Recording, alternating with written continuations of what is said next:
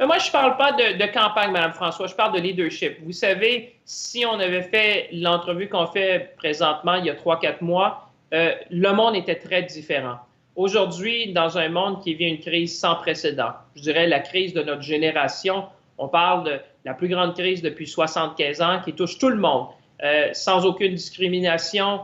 Alors, il faut agir différemment. Et je pense que cette crise-là a amené tout le monde à repenser un peu l'avenir qu'on veut se donner ensemble. Et certainement, ça a permis au Canada de rassembler les gens. Moi, je me dis, une des choses que je fais, c'est de parler avec les leaders à travers le monde, soit des Caraïbes, soit des îles du Pacifique, soit de l'Afrique, et c'est d'amplifier leur voix. Vous savez, le Canada a cette chance-là géostratégique d'abord d'être en Amérique du Nord, un pays transatlantique, mais aussi de pouvoir porter la voix de ces États-là, que ce soit au G7, au G20, à la francophonie, au Commonwealth, à l'OTAN.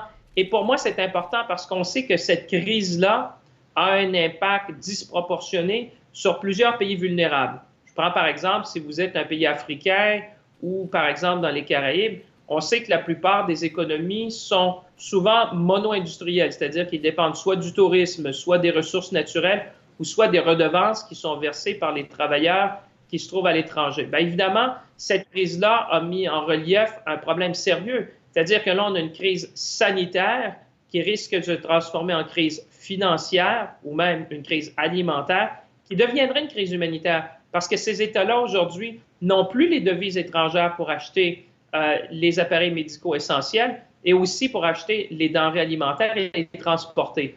Alors, moi, je dis que pendant cette période-là, ce que le Canada a fait, c'était d'amplifier cette voix-là. Parce que je pense que dans le monde d'aujourd'hui et certainement dans le monde de demain, tout le monde va être entendu.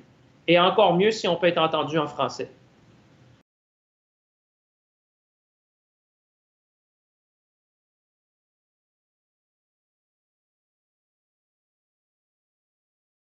Bien, tout à fait. Moi, je pense que le Canada, comme vous savez, a une politique étrangère qui est indépendante. On l'a démontré lorsque c'était le conflit en Irak, mais aussi, je pense que le Canada, c'est cette voie-là, j'allais dire souvent de la raison. Un pays qui est bordé par 3 océans, qui a cette position-là géographique en Amérique du Nord, mais qui est vraiment tourné vers le multilatéralisme. Parce qu'on sait que le multilatéralisme, je le dis souvent, ça fait partie de l'ADN des Canadiens. Un grand pays qui couvre 6 fuseaux horaires, qui borde 3 océans, mais pour lequel on est seulement 38 millions d'habitants. Donc, pour nous, cet engagement-là envers l'Europe, cet engagement-là avec l'Afrique, les Caraïbes, les îles du Pacifique, pour nous, ça fait partie un peu de l'ADN du Canada. Depuis le début, le Canada a contribué à réformer, à construire les institutions internationales.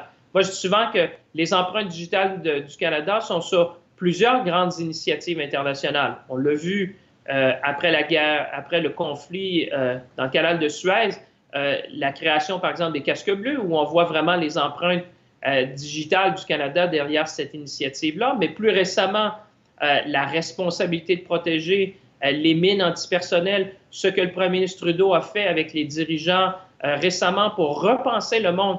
Beaucoup disent qu'on est arrivé à un moment de l'histoire. Cette crise-là nous force à se remettre en question. Est-ce qu'on est assez inclusif? Est-ce qu'on s'est donné les moyens de rebâtir mieux? Est-ce que la voix de tous et chacun est entendue de façon égale dans le monde?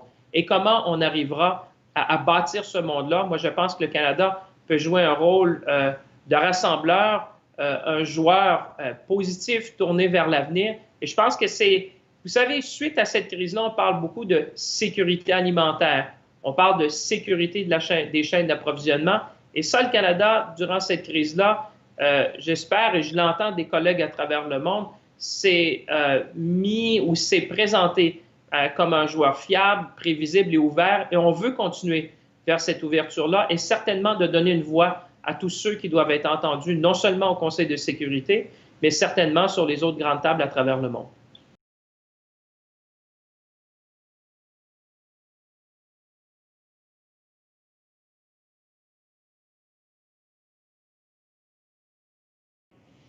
Moi, je vous dirais, c'est certainement pas le Canada d'hier qu'on présente. C'est le Canada d'aujourd'hui, c'est le Canada de demain. Il faut dire que cette crise-là a remis toutes les pendules à l'heure. Je pense que ce que les États, ce que les gens à travers le monde, par exemple, ce que la jeunesse est en train de nous dire, c'est de rebâtir meilleur. On l'a vu, par exemple, sur les changements climatiques. Et maintenant, cette crise-là nous démontre encore une fois que la seule solution, c'est une solution qu'on doit travailler ensemble. Plusieurs se sont retournés vers les États-nations pour des réponses domestiques, mais moi, je continue à dire que ces réponses sont informées par le multilatéralisme. On l'a vu avec l'Organisation mondiale de la santé, le Fonds monétaire, la Banque mondiale, pour justement alléger le fardeau de la dette des pays. Et moi, je pense, je vous dirais, Mme François, que le monde d'aujourd'hui et de demain, il n'est pas ce qu'il était avant. Donc, le Canada, je pense que dans ce nouveau monde, ça joue sur les forces du Canada, justement.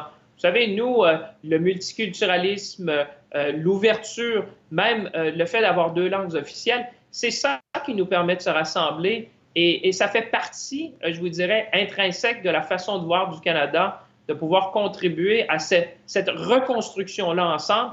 Et le Canada d'aujourd'hui, le Canada de demain, pour moi, est en bonne position, justement, au sein du Conseil de sécurité pour faire une contribution positive.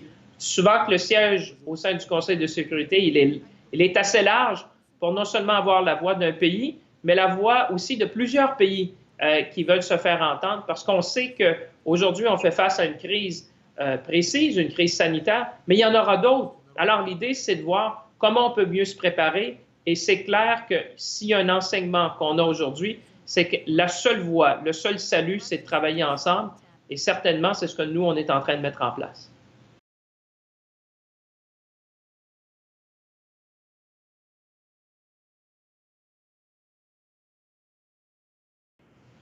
Bien, il y a plusieurs pays parce que je pense que, au-delà, comme je vous dis, moi, je parle plutôt de leadership. Je pense que dans un moment comme celui-là, les pays, les nations, les gens sont en train de se demander, mais comment on va rebâtir?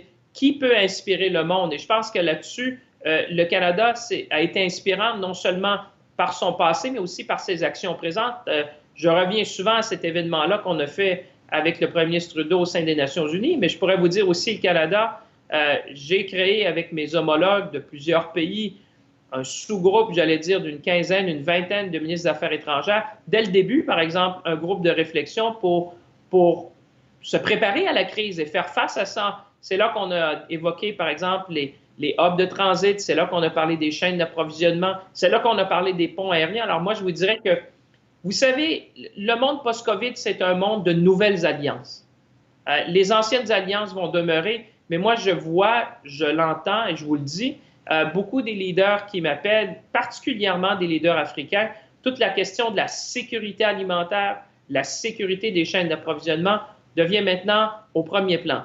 On est conscient que, vous savez, il y avait déjà des États qui étaient fragilisés avant cette crise-là, particulièrement en Afrique. Et là, on a vu qu'on avait fait énormément de progrès sur les objectifs de développement durable durant la dernière décennie. Et il y a une inquiétude certaine, il y a une inquiétude, par exemple, de cette jeunesse africaine-là qui dit, mais tout ce que nous avions réussi à accomplir dans les derniers 10 ans, il ne faut pas le perdre. Alors, les enjeux de sécurité, stabilité, sécurité économique sont au premier plan. Et ça, même, je vous dirais, même au niveau, par exemple, des femmes et des jeunes filles, nous, vous savez, le Canada a une politique étrangère féministe. Et dès le départ, on était conscient, pour vous donner un exemple, que durant cette crise-là, alors qu'on suggérait et qu'on demandait le confinement, on était très conscient qu'il y aurait des foyers qui ne seraient pas sécuritaires pour ces femmes-là et ces jeunes filles-là. Alors, on a parlé dès le départ de la violence conjugale, de la sécurité physique et même de la sécurité économique, parce qu'on sait que pour une jeune entrepreneure africaine, avant cette crise-là, obtenir du crédit, c'était difficile. Imaginez maintenant. Et quand on pense dans cette francophonie-là, où on est près de 300 millions, moi, je pense qu'on sera près de 700 millions en 2050, 90% de cette francophonie-là sera une francophonie de jeunes Africains et Africaines. Alors, si on est à rebâtir, il faut se poser ces questions-là maintenant. Et je pense que le Canada est en bonne position pour faire valoir les intérêts, les objectifs et aussi les rêves de cette jeunesse-là africaine.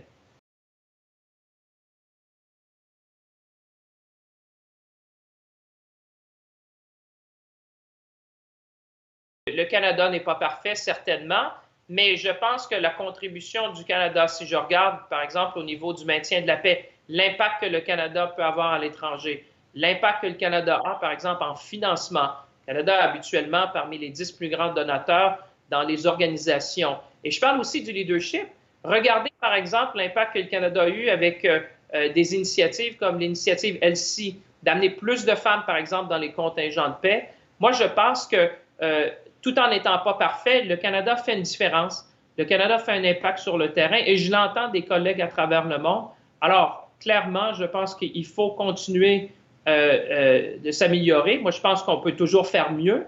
Il n'y a pas de doute là-dessus. Mais le Canada a cet avantage-là, comme je vous disais, Mme François, de pouvoir exprimer la volonté et les objectifs de cette communauté-là internationale, non seulement au sein des Nations unies, mais au niveau du G7, du G20, de la francophonie, évidemment, du Commonwealth, de l'OTAN. Et ça donne une force particulière au message que l'on veut porter, un message qui met en avant la diversité, l'inclusivité. Certainement, le fait français, parce qu'il faut se rappeler que, vous savez, durant cette période-là de pandémie, peut-être par efficacité, on a reculé d'une certaine façon sur le français. Plusieurs des discussions maintenant se font en anglais. Alors, il faut être vigilant. Vous savez, comme Canadiens de langue française, nous, on est très conscients. Vous savez, on vit dans un pays majoritairement anglophone, dans un continent majoritairement anglophone. Donc, cette volonté-là de faire rayonner le français, la diplomatie, moi, je me fais un devoir lorsque j'ai l'occasion de prendre la parole dans toutes ces tables-là, de m'exprimer d'abord en français pour envoyer un message clair que le français, ce n'est pas un accessoire, mais le français, c'est essentiel, c'est notre façon à nous de s'exprimer et de le faire rayonner. Pour moi, ça fait partie de la mission du Canada.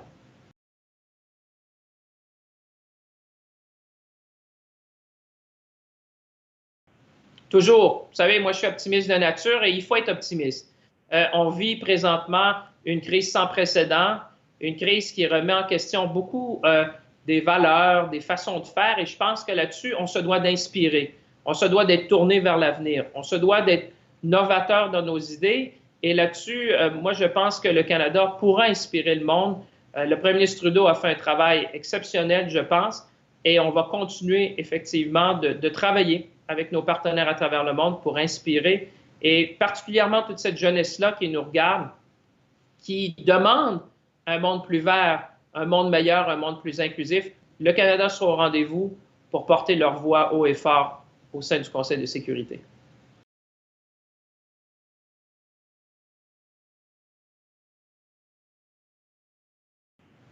Ben, je vous dirais qu'on aura de toute façon gagné, Mme François, parce que le but, c'est pas nécessairement l'objectif, c'est pas nécessairement d'avoir un siège, c'est de faire entendre la voix de tout le monde. Alors, moi, je pense par les consultations que j'ai eues à travers le monde, par les discussions que nous avons eues, par exemple, avec l'Union africaine, avec les îles du Pacifique, avec nos partenaires des Caraïbes, je pense que ces discussions-là porteront fruit. Moi, je parle d'un monde de nouvelles alliances. Et je suis convaincu que dans l'exercice pour se rendre au Conseil de sécurité, on aura tous gagné, tous et chacun, parce que l'objectif, ce n'est pas nécessairement seulement d'aller au Conseil, mais c'est de dire pourquoi. Et dans le pourquoi, moi, je pense qu'aujourd'hui, déjà, on aura gagné parce que ça nous aura permis de créer de nouvelles alliances qui vont perdurer dans le temps. Et pour moi, déjà là, c'est un gain net pour l'humanité, pour le Canada et certainement pour nos partenaires à travers le monde.